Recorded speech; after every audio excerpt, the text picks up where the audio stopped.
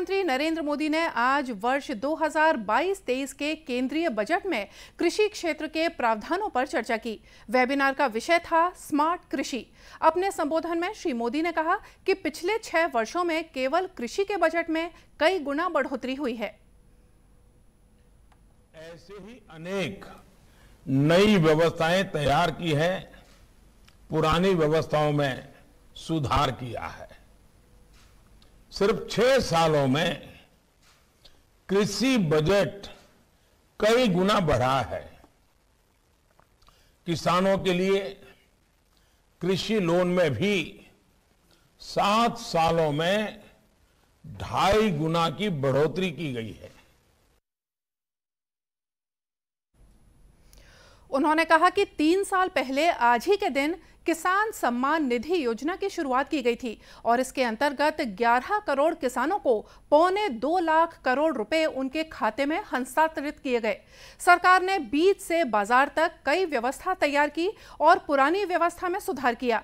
प्रधानमंत्री ने कहा कि प्राकृतिक खेती को बढ़ावा देने के लिए अभियान चलाने की जरूरत है और स्मार्ट बनाने के लिए मुख्य रूप से 7 रास्ते सुझाए गए हैं। पहला, गंगा के दोनों किनारों पर 5 किलोमीटर के दायरे में नेचुरल फार्मिंग को मिशन मोड पर कराने का लक्ष्य है। उसमें हर्बल मेडिसिन पर भी बल दिया जा रहा है, फल फूल पर भी बल दिया जा रहा है।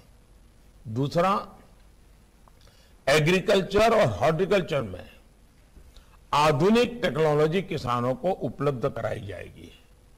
तीसरा, खाद्य तेल के इंपोर्ट को कम करने के लिए मिशन ऑयल पंप के साथ साथ तिलहन को जितना हम बल दे सकते हैं उसको सशक्त करने का हम प्रयास कर रहे हैं और इस बजट में इसको बल दिया गया है। इसके अलावा चौथा लक्ष्य है कि खेती से जुड़े उत्पादों के ट्रांसपोर्टेशन के लिए पीएम गति शक्ति प्लान द्वारा लॉजिस्टिक की नई व्यवस्था बनाई जाएगी। बजट में 5वां समाधान दिया गया है कि एग्री वेस्ट मैनेजमेंट को अधिक ऑर्गेनाइज किया जाएगा। वेस्ट टू एनर्जी के उपायों से किसानों की आय बढ़ाई जाएगी। छठा सॉल्यूशन है कि देश के 1.5 लाख से भी ज्यादा पोस्ट ऑफिस में रेगुलर बैंकों जैसी सुविधाएं मिलेगी ताकि किसानों को परेशानी ना हो। और 7वां ये कि एग्री रिसर्च और एजुकेशन से जुड़े सिलेबस में skill development, human resource development आज के आधुनिक समय के अनुसार बदलाव किया जाएगा।